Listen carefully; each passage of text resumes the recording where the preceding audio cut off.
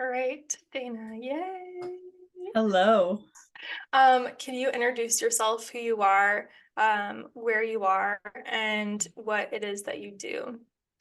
Yeah, so my name is Dana Doswell. Currently, I'm in Canada, but I kind of split my time between here and South America mostly. And I'm a nervous system and somatics coach. And what that really boils down to is I really prioritize nervous system education and I teach people how to regulate their nervous system. And to me, that comes through body literacy. So, understanding how your body actually works. I really like to educate people about something called evolutionary mismatch theory, which is something that not a lot of people in the kind of healing world talk about, but which really refers to how our biology and our physiology is still that of hunter gatherers and what that actually means in terms of this gap that our modern lifestyle has created and how a big part of regulating our nervous system is to close that gap. And from there, I also really prioritize creating live spaces because we actually need to practice vulnerability in order to regulate our Mhm. nervous systems. And we need to have access to safety and where self expression and talking about our emotions are normalized. And that kind of brings me to like my favorite modality, so to speak, that's been really powerful for me is somatic experiencing, which very simply is where do you feel that? How do you feel that? What color is it? Just getting into all of the sensory ways that you might experience something and letting the organic intelligence of your body kind of guide you through that and complete what are known as incomplete stress cycles and or just the cycle that an emotion needs to move through in your body to be completed so it can be released and you can kind of access homeostasis again. So that's really what I help people do is learn how to do that for themselves. And it's a pretty cool job, to be honest. You said that so well. You're always so Thank well you. spoken. I feel like when people ask me what I do, I'm like, oh, no, no, no, no. Like it's like a little tiny blurb, but that was beautiful and so beautifully described just somatics in general. And Thank that's you. really interesting too. You said, what was it? The evolutionary. Evolutionary mismatch theory. Okay. Can you Yes. just talk a little bit more on that? Because I've heard you talk Yeah. about that before, and I feel like it's very relevant. It is, and I'm so glad I'm getting the opportunity to talk about it because we often, I think, in the modern day, with we have access to social media and we can look at internal family systems, parts work, shadow work, and all these things are so incredible. And what is missing from the conversation is this evolutionary piece. So I actually learned about this in a book called The Hunter Gatherer's Guide to the 21st Century because I started to see things in my day to day where I was just like, is using technology for this right? And I just kind of started, I was paying attention to the impulses of my body, and my body was kind of like, no, there's like something different. So in essence, evolutionary mismatch or evolutionary mismatch theory is this theory, which I don't think is really a theory, it's a fact, that our biology and physiology is mismatched for our current modern environment, and that mismatch is what is causing a lot of chronic illnesses. So when you look at historically, let's just say before even farming was a thing, chronic illnesses really didn't exist. Like, yeah, maybe like someone would break their arm and they didn't have the same access to care, but chronic illnesses, including depression, autoimmune, anxiety, like all of these chronic illnesses that are also mental illnesses, did not exist. And even in a lot of parts of the world today, and one of the reasons why I've loved living half the time in South America is, like I'll talk to some people that are maybe like 80 plus in those cultures, and they're just like, we don't talk about anxiety. Like that's not and like there's an aspect of suppression to that, but on the other side of it is like, you feel bad, go sit in the sun, talk to someone you love, tell them what's going on, cook a good meal, put your bare feet on the ground. So these are all things that were normal parts of our cultures that happened over the course of hundreds of thousands, if not millions of years of evolution, because we are animals that evolved in perfect synchronicity with our environments. And then now all of a sudden, when was the last time that your bare feet were on the ground? Right? Like your feet pick up so much information about gripping the ground, how it feels, how cold it is, if you're on dirt, if you're in the ocean. And we wear these giant New Balance sneakers now that are like this, and then you have socks on them. You're also disconnected from the electrical charge of the earth, and your nervous system is actually an electrical system in your body. So, like, all of these things that have made up our ancestral environment have now been ripped away. And you can just imagine it's like putting a fish in a fish tank that has poison in it and then being like, why are you dying? Why are you unhappy? And a really cool example that I like to give is something called an evolutionary mismatch trap. These are prevalent. So, an evolutionary mismatch trap, as an example, is perfume. So, let's again just say 1,000 years ago, you smell something like that, most likely it's good for you. It's like a flower, right? It's like a flower that is just like opening, and you're smelling the essence of a flower. And I've been studying herbalism now, and like there's aspects of that that are spiritual and psychosomatic. And now when you smell perfume, which if anything has the word fragrance in it, it can have up to 91 different chemicals in it that they do not need to disclose to you, which is an endocrine hormonal dysregulator. Your nervous system is the messenger that says how your hormones need to be regulated. I'm just pausing because you froze for me. Okay, awesome. So you think you're smelling something, and your physiology, your biology that doesn't have the context of the modern world is going, oh my God, this smells so good. Like, give me more of that. But then what's actually happening is you're getting just a whack of hormonal dysregulation, like entering your body through your nose, right into your brain. And it's like, oh, there's a trap. So it's not meant to fear monger. It's more meant to just say, regulating your nervous system is fundamentally listening to the more primal animalistic intuition of your body and bringing that into coherence with your mind. And if we are suppressing that animalistic part, then, or we're not giving it its proper environment, it's going to be really hard to be regulated. Yeah, beautiful. I think too of like, I was watching Wolf of Wall Street yesterday talk about dysregulating Oh my media. God. That one's really intense.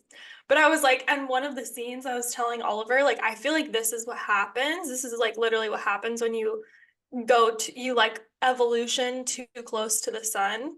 And we've like evolutioned so far that it's like too far. Like we're like, Yeah.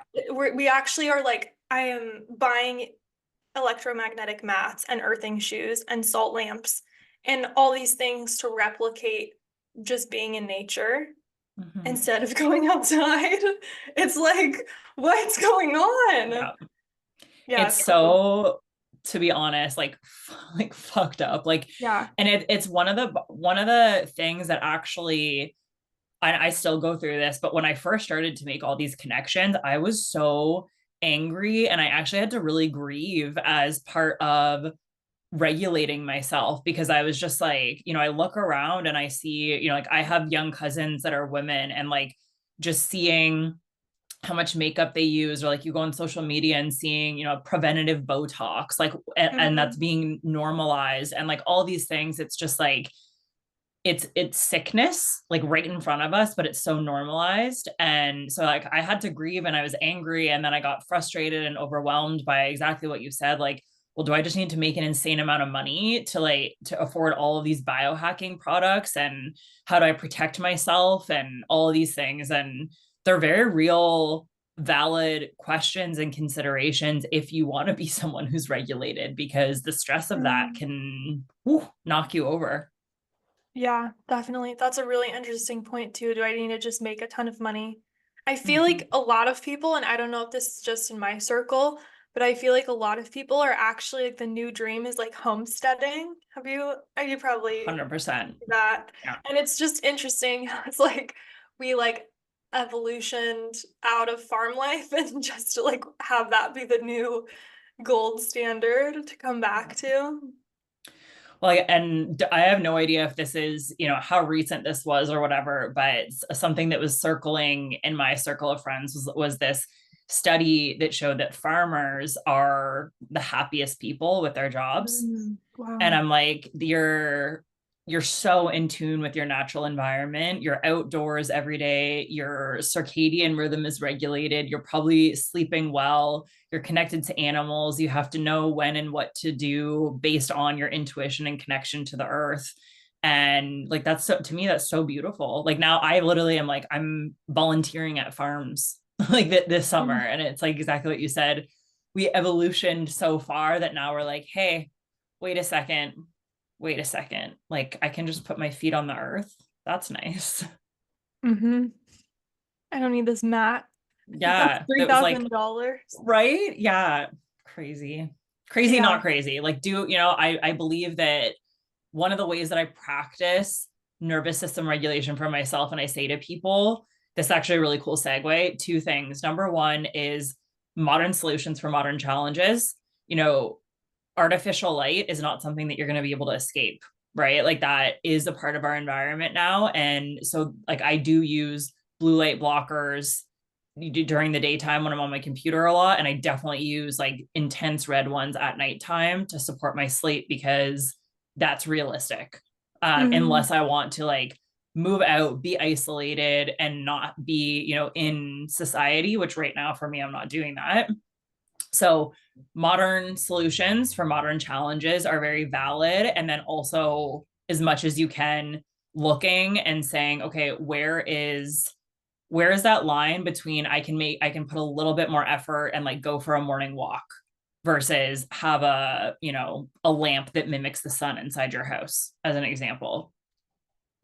And then the cool segue, because I know we really want to talk about shame in the nervous Mm-hmm. system, which is so funny. Sometimes I meet people now, like, what do you do? And I'm like, I research shame. And I'm like, they're like, oh, and then they get all scared. And I'm just Yeah, like, I'd probably be yeah. like, okay, well, that's good for you. I'm an accountant. Yeah, exactly. And then they just feel so seen. And I'm just like, yes, I see you. But yeah, the other part of that is it's really important to de-shame and remove shame around the ways that we need to access support and access health in the modern day, because it is different. Human connection is behind a paywall, right? Like my entire business is a business to regulate your nervous system and help you feel better, and you do have to pay me for it. That did not used to exist. It was like, go see your medicine woman in your community, maybe bring her a loaf of bread that your family baked, or you just go talk to your family. And there were rituals and practices in these more ancestral communities that we've lost. And so now we actually need to replicate that and replace it in some way. And because we exist in a capitalist society, you need to typically pay to access those things. Mm. Yeah. And I think that's a good point that there's only so much we can realistically do. Because, like, I mean, there's certain things that are in our control and certain things that are obviously out of our control. And the way that our society is structured, I think, is one thing that is extremely out of our control.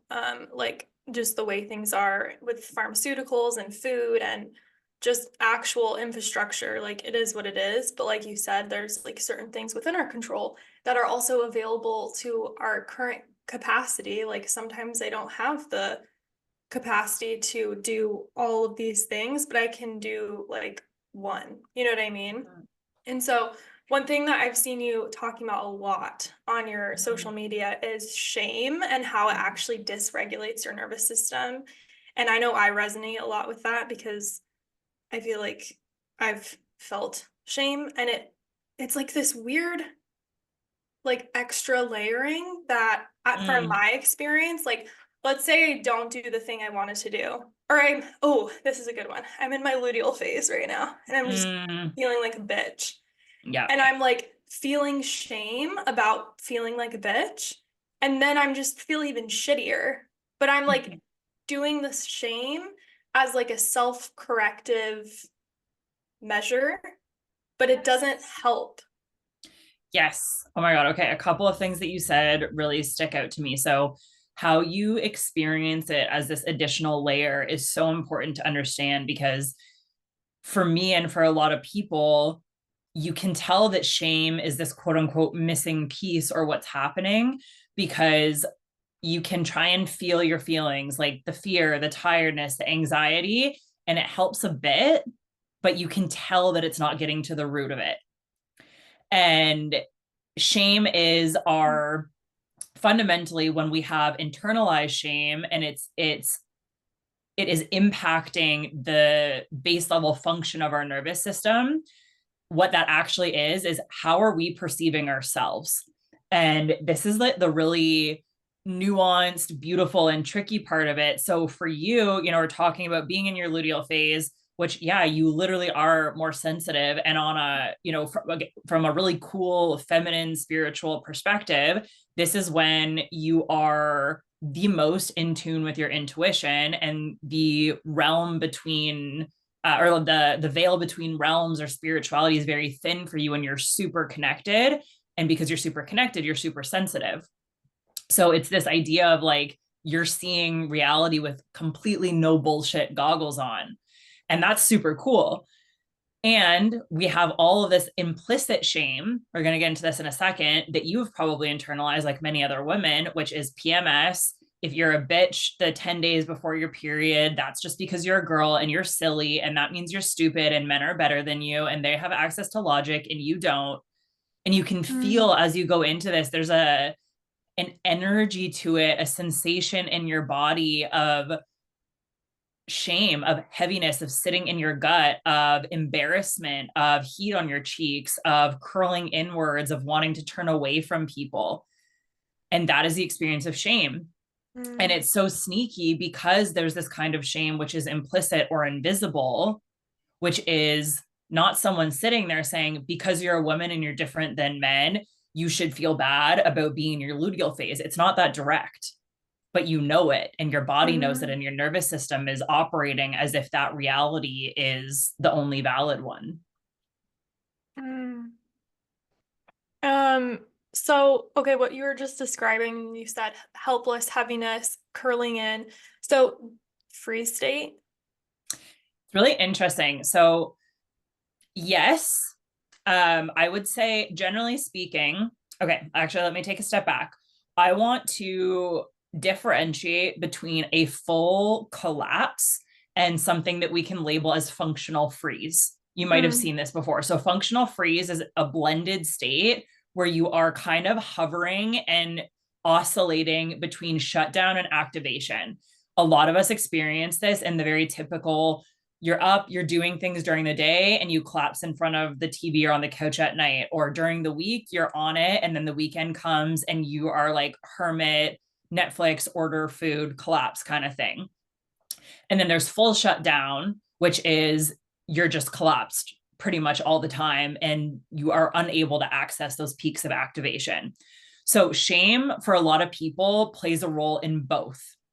But when we're talking about that true shutdown collapse, your body's fully in a depressed state, like you're depleted physiologically of energy, shame is often like such a main driver of that. And that's really important to understand for trying to help yourself to get out of it. And so, how do you, let's say I'm in a functional freeze where I'm in my luteal phase, like just as an example, I'm feeling really sensitive. I'm being snappy and snippy as I am in my luteal phase. And I just feel like shit about it. And I'm having this implicit shame, like you described. And I start to feel worse and worse, and I start to get heavier and heavier. How do I unravel that? Like, what do you recommend to people to take off the layer of shame? So I always kind of frame it like this. There are, in the moment, like kind of ways where like you're describing something and we can kind of call it as like the acute situation. Like right now in this moment, you're feeling heavy and bad. So I like to look at it. What are ways that we can support you right now in the moment? And then what's other type of work that we can engage in to help almost in this preventative root cause healing approach where we want you to feel less of this over and over again in the future. So ideally, eventually coming to a point where you're not feeling this kind of shame. So typically, the way that we can approach this is a lot of the time you'll have coping mechanisms that are your right now ways of dealing with the shame. And this is really important to understand because shame is like a multi-layered sandwich. So you have this sensitivity that is your part, right? We can use parts here. Your part is feeling sensitive.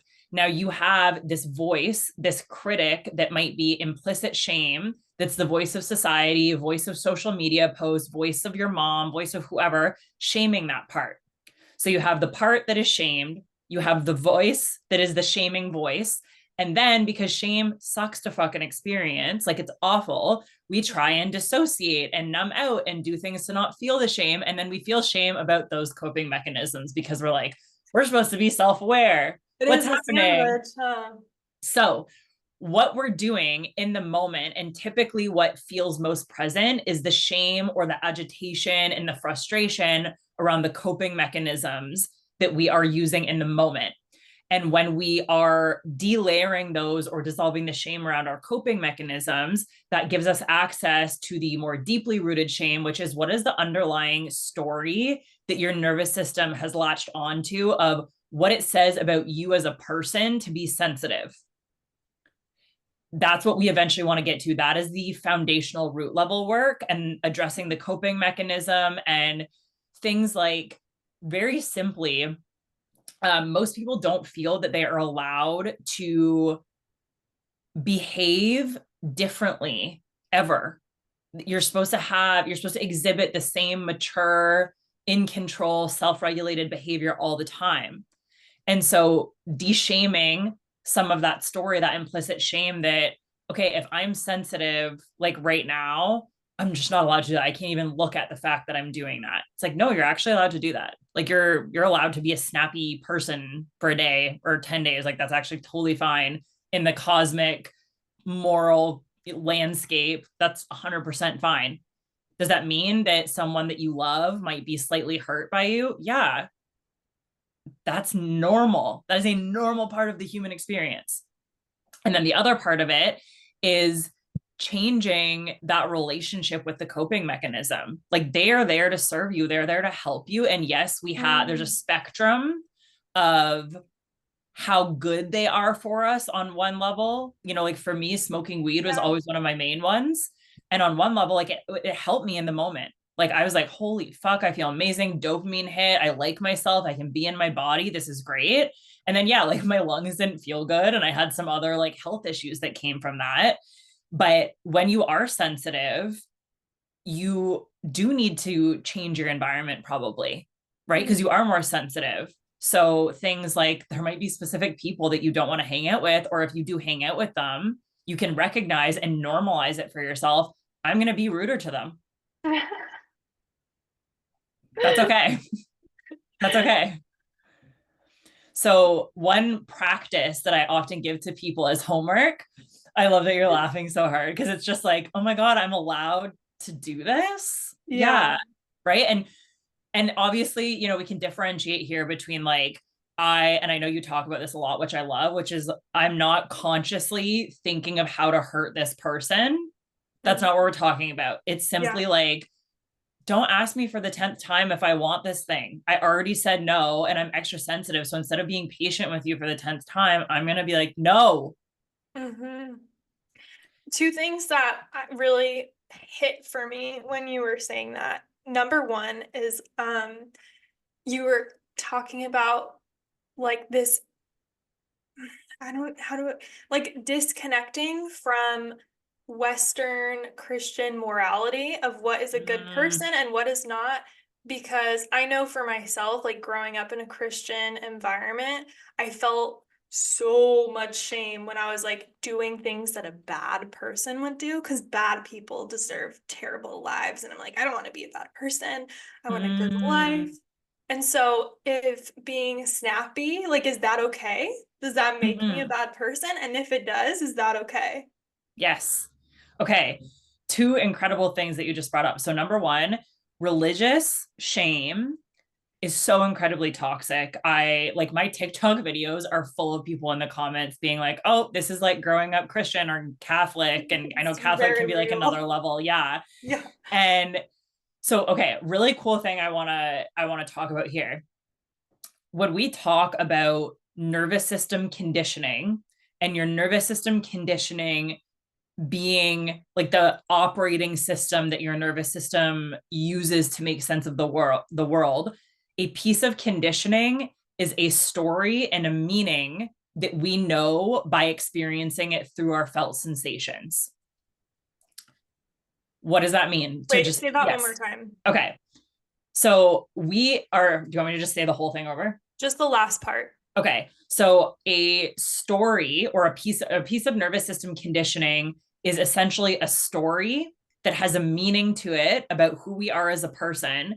And that story is imprinted into our nervous system through the sensations, the somatic sensations and experience of that story.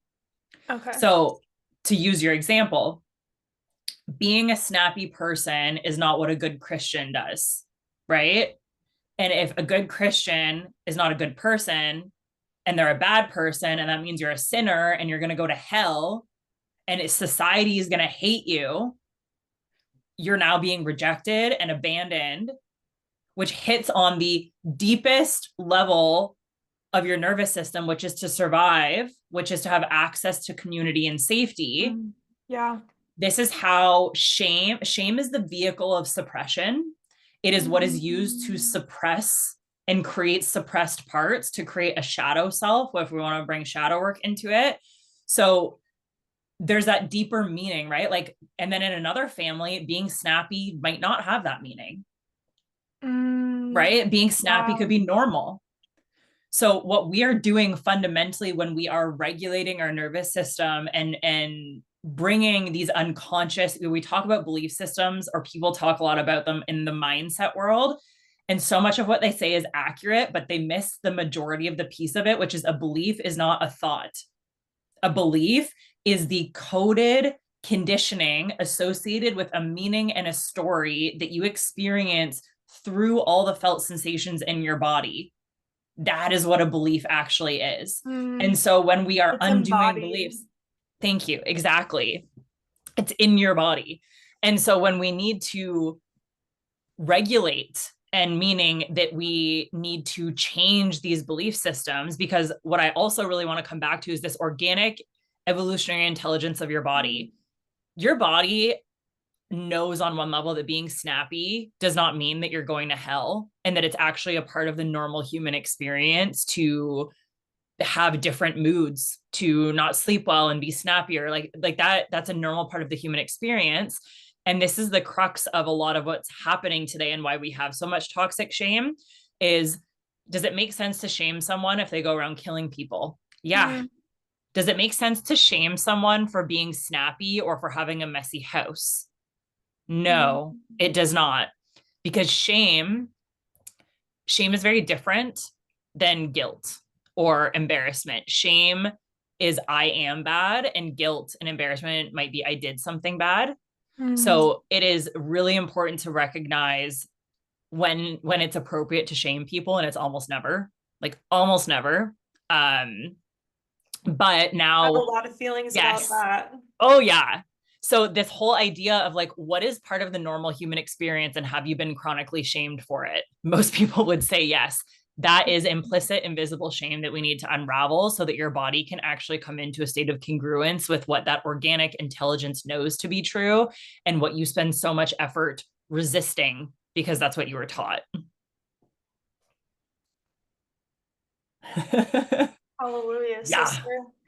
Um, One thing that came up for me when you were saying all of that, well, I have so many like thoughts, but um when I was like experiencing the internet's sweet, swift hand of quote justice, which is basically just a narcissistic shame ball, so Mm-hmm. abusive.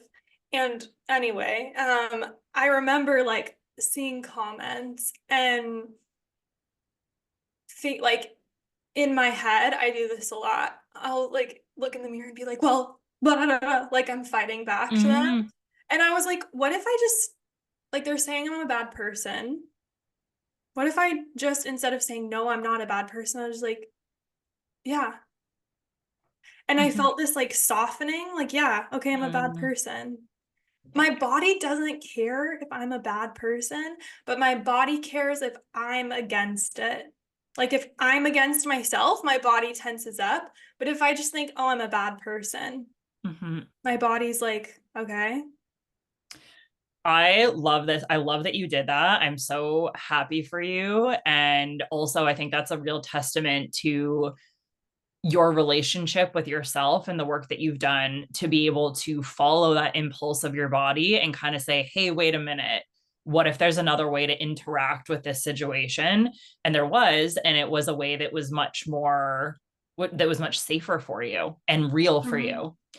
And what you're talking about, and why it's so important to actually bring this, what is definitely a psychological concept, but the concept of identity into the conversation is, as cliche as this sounds, what we think and feel about ourselves is the most important thing. And Mm. so what this does, and your like your example is it, this is the difference between, you're on social media and someone says, um, you are bad because you did this. And someone who is not clear on their identity, that does not have an embodied sense of self, that's going to come like into their heart, Oh like an yeah. arrow. And that's going to make you think that that person is right. Mm. You have no ability, when you do not have a strong identity and sense of self, to defend against anything. And you are so disoriented Yeah. versus someone coming out and saying you're a bad person. And either you have a couple of options. I don't know you. Who are you? Get like bye. Like you like there's just no, even like you don't even feel it in your energy field. Your nervous system doesn't even register that, because you're just like, I don't know you. You have no concept of who I am. So I don't like give a shit about your opinion. Or this other one, okay, well, if I am a bad person, I like myself, so that's okay. Yeah. But it's all, I think of it really in this sense of, your nervous system, or your energy of your body is not permeable. It Mm. is it is in flux with you, but it's not allowing people in as a way to try and survive.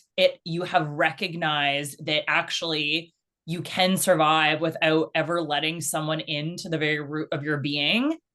And not only can you survive, but you can feel better and feel really good and even safer. So this is where shame is so important. Going back to this simple sentence, shame is I am bad. Guilt is I did something bad. And so this is why shame is the ultimate nervous system dysregulator, because if we are always coming at ourselves with this shame voice and this relationship. So essentially, think of like your relationship with yourself. If that is driven by shame, which for a lot of people it is. So the way that you motivate yourself to take action is, if you don't do this, that says this about you and that's bad. Instead of, I am choosing to do this. It's completely different. And so when shame is the underlying force, this is like, I'm trying to fix myself instead of I'm trying to support myself. I hate myself, but I'm trying to pretend that I don't hate myself, or I Oh, I'm hate trying to myself. fix myself is like, bro. It. I feel Yes. like that's why so many people are like constantly like, oh, healing, next level of healing, healing, healing, healing. I'm like, when are you like fully healed, if ever? Like, don't Yeah. you want to feel just like good enough? Like, I'm good. Yes. I'm good. I don't need to keep like Yes. looking for things to fix. I think I learned that from you in your post. You were like, stop reading self-help. You don't need to be fixed. Like, you're good as you are. Mm-hmm. And I was like, no. And then I But stopped reading maybe. self-help. Yeah. And then I was like, oh Yeah. my gosh, I feel like my life got so much better when I stopped trying to constantly fix myself. It's so exhausting. And it just brings up, Mm, I don't know if it's shame or if it's just constantly orienting towards like you talked about this in a previous like chat that we had, a previous podcast where you were talking about how you're just constantly orienting towards like what can I fix? What's wrong with me? And yeah. it's just dysregulating for your nervous system. One of the things that you just reminded me of, is to kind of help conceptualize everything that you're saying, is shame causes us to live so that we don't die. Like that's the fundamental, like we're trying to live Like so that, survival. Yeah, but it's like sometimes survival, I feel like doesn't fully explain it enough. It's like the original quote that I heard that I loved was like dysregulated people will work to not lose instead of work to win, or play to lose Mm. instead of play to win. And I was like translating that into shame is like we are constantly playing to not die instead of, or we're constantly playing to be included or belong in some way instead To of be just not playing, bad. yeah, to be exactly not bad instead of to be ourselves. And so it's like this very inverse. Yeah, Oh, that's yeah. so good. It's this inverse way. And it's so interesting because when you play or live life to be Mm. yourself, every single energy system in your body is online and in flow, working congruently together, operating, we can say optimize. And I don't mean this to be productive. It's simply to make you as an organism feel so fucking good and alive and able to experience life. And so when we are shaming ourselves, we're essentially taking all of that life force and using it to suppress ourselves instead of move Oh forward. my God, that's such a good description of it because it does feel like self-oppression. That's it. It's depleting, oppression, suppression, holding yourself back, stuck, stagnation. Those are all sensations and words to describe the embodied experience of specifically being under chronic shame. Mm, beautiful. One of the Um, things that you, sorry, just one thing no, that you go said, I don't ahead. want to forget it. So I've been learning about herbalism, and there's this really cool framing that I think gives really powerful language to like, why are we like this? What happened? And this has to do with religion and patriarchy, probably not surprising to a lot of people. So, you know how a lot of guys, at least in my experience, that are, Christian or Catholic have a little bit this like hero complex, right? I'm going to Jesus. be, yeah, right? I'm going to be the provider. My wife can just be blonde in a field with some cows and like have a bunch of babies, right? Like that's this like the religious homesteading vision of like a lot of the trad wife men vibe kind of thing, right? Yes. So this also got injected into our medical system and completely shifted the way that we look at the body as a whole. So in herbalism, we talk about the heroic versus the wise woman approach to healing. For most of human history, all we had was the wise woman approach, which is looking at the body as a full energy system. And if you come to me and you say that you're depressed and you haven't pooped in 3 days, those two things are related. The heroic medical system looks at symptoms and dissects them independently from each other, does not look at you as a whole being. And is this what can we fix? What can we dominate? What can we rip out of the body? And all pharmaceuticals are based off of this heroic approach. They treat one part of the body without looking at the body as an overall system. So this is why you have birth control, and then you get a side effect from birth control. You're given something for the side effect of the birth control. Then you have side effects from that, and you're given another thing. The wise woman approach is number one, um, disease to a degree is normal, and it's your body signaling and speaking to you. There's wisdom in your symptoms. We need to learn how to listen to them. Your body is an overall energy system, and it's much more about recognizing that your symptoms are telling you what is out of balance, and then gently working with your body on a physical, emotional, spiritual, and communal level, which is extremely important because we're so hyper independent now, to bring your body back into balance. And the wise woman is not the hero. She is someone that might have more knowledge than you, but she is supporting you to learn how to work with your own body. The heroic is the doctor in the white lab coat that is an expert. Expert culture uses shame to make you feel like you don't know what is right for your body, but you do. The doctor is not an expert on your body, only you are. So all of these things are implicit shame that are built into our society, and they are very connected to religion and this organization of our society as it is. And I think it's really important to challenge that without dysregulating yourself, but realizing that you are actually the only expert on your own body. Mm-hmm. Wow, interesting. Feel like we could get into that, but we have some questions that people Yeah. submitted, and I'd love to get to touch on these.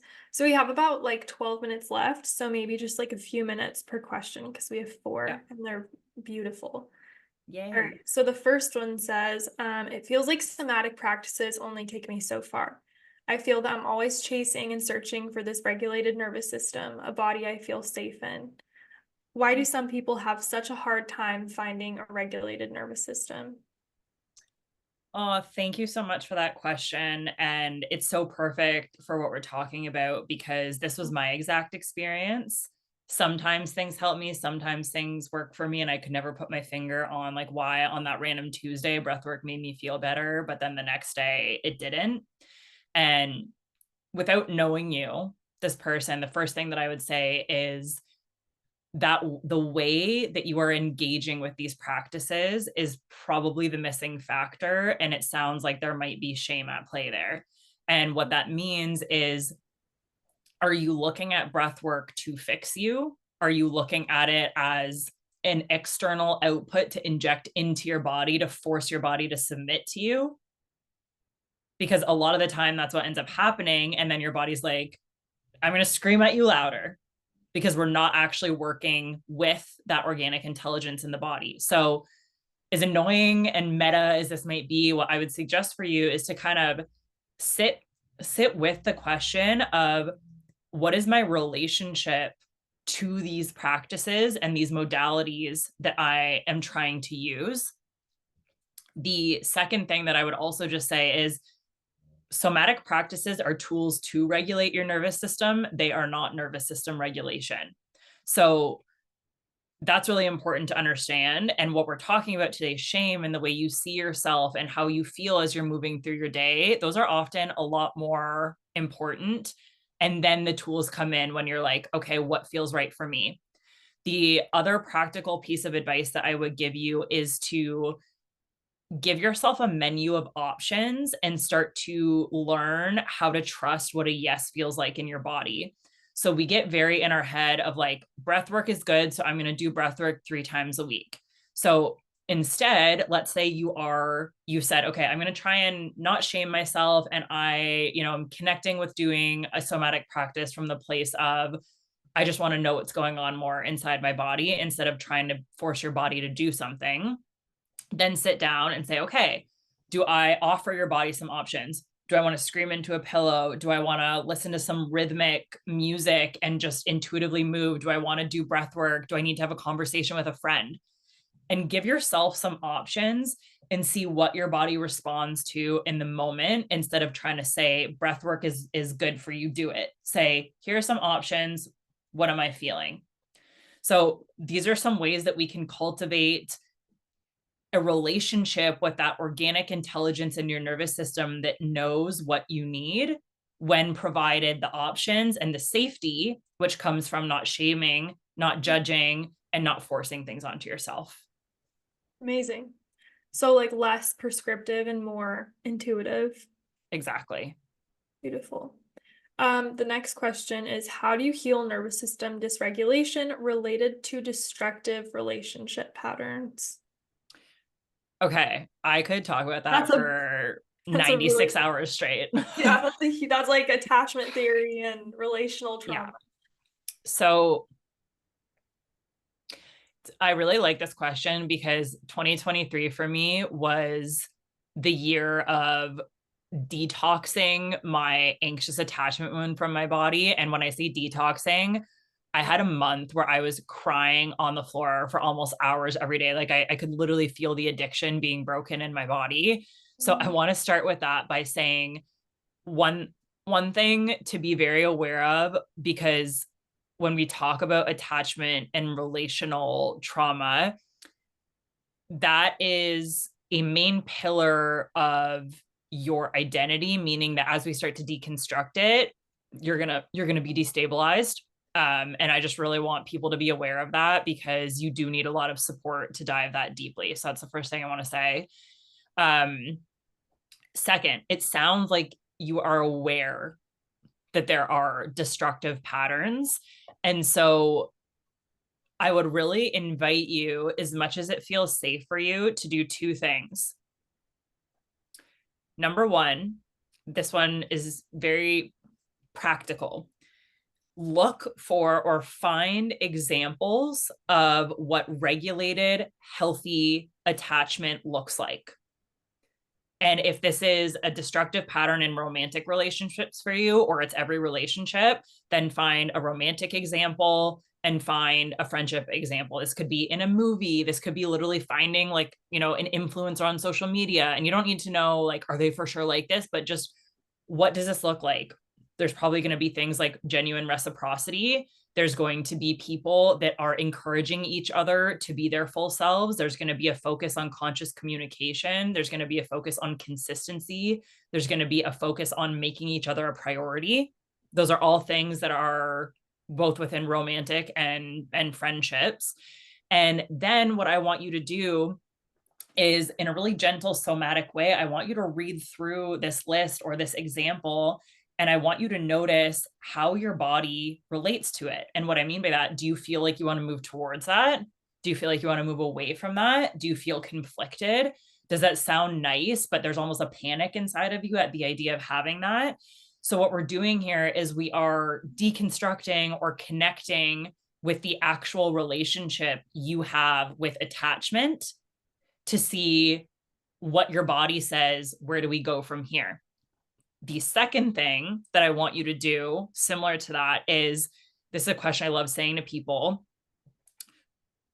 Who would you be, or what types of relationships would you have if your priorities were to feel safe and to be safe being yourself?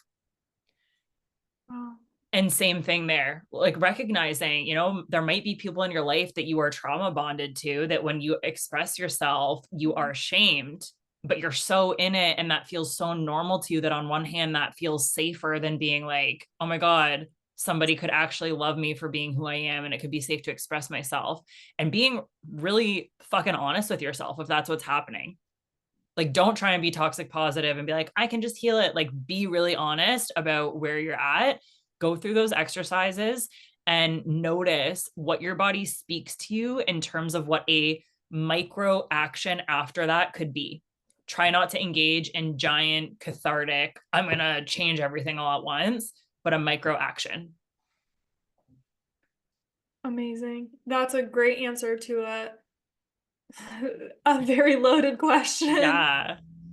So we don't have time for the last two, but the last one I would love for you to answer with some information about your offerings, because I think it Mm-hmm. really is perfect for that.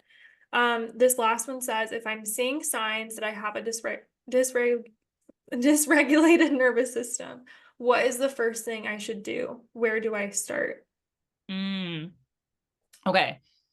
The first thing that I always say to people is what I call nervous system or body literacy. So this is, how does your nervous system work? Why does it work that way? Because what this is going to do is empower you to bring agency back into your relationship with your body and to validate your own normal human experience. That in and of itself helps you address shame. And it's also super empowering because now you're actually learning how to work with your body. This is something that every single one of my offerings always has within it. The first phase always is focused on empowering education.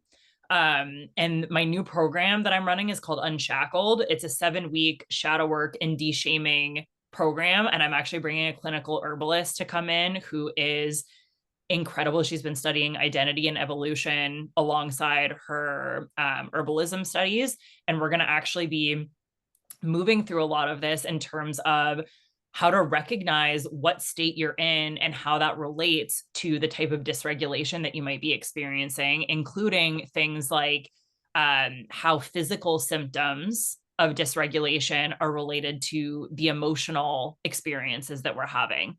As a very, very quick side note to that, as an example, I had chronic cystic acne really bad for 14 years, very related to shame. And when I was able to address shame, I get compliments on my skin now. Like, I'm like, looking at me, you would never think that. And it's like, holy shit, like that's an incredible transformation. So body and nervous system literacy, I would move that into activating this practice of de-shaming, which is normalizing your human experience, mapping out this explicit versus implicit shame experience that you might have had in your life so that you can make the unconscious conscious, and you can start to unlearn and unravel what might be shame-based patterning in your nervous system, which gets us to phase 2, which is super cool. And most people miss this part, which is learning how to self-attune first. So when your nervous system is orienting itself through shame, it's really difficult to orient yourself first, because what you always want to do is prioritize other people's needs above your own so that you know how to act in order to survive. When we remove that conditioning, which is people pleasing, when we remove that conditioning, we're kind of in this void, this like, where do I go from here? That is a really important space to be in, where you learn how to self-attune. And based on what you learn about yourself when you self-attune, now you can start to engage in compassionate self-correction, which is choosing vulnerability-based behaviors over shame-based behaviors, and have the support, the regulation, the safety, and the presence to create shifts in your tangible environment, like having a hard conversation, leaving a job, moving, whatever it is, like a real tangible change in your environment. But most people only focus on that. So there's a lot of this pre-work you need to do to be able to hold that safely. So that is what I would say is the education into de-shaming, into kind of like this 3 phase of making the unconscious conscious and de-shaming, learning how to self-attune, and then learning to compassionately self-correct. And yeah, that's the first 3 weeks of my Unshackled program. So by week 3, you will actually have those skills. We're going to do a really cool thing called a vulnerability clinic, where you're going to have the opportunity to practice vulnerability in the language of vulnerability. And you're going to be in a place where I can say that it's going to be safe. You will have to be the discerner of if it's safe for you. But my intention is going to be a really safe place for you to come in and practice that vulnerability. So yeah, I hope that anyone who's listening to this that's vibing with that will come in the program, because it's going to be awesome. And when does that start? You can enroll February 1st, and our first week is February 12th. Amazing. And where can people find you on social media? So on both TikTok and on Instagram, I am at Dana Doswell, DanaDozzYY. Awesome. Yeah. Cool. And I'll put all of your links in the podcast notes as well. Thank you so much. Always love, I could sing hallelujah the whole time. So thank you so much. My pleasure. Thanks for having me.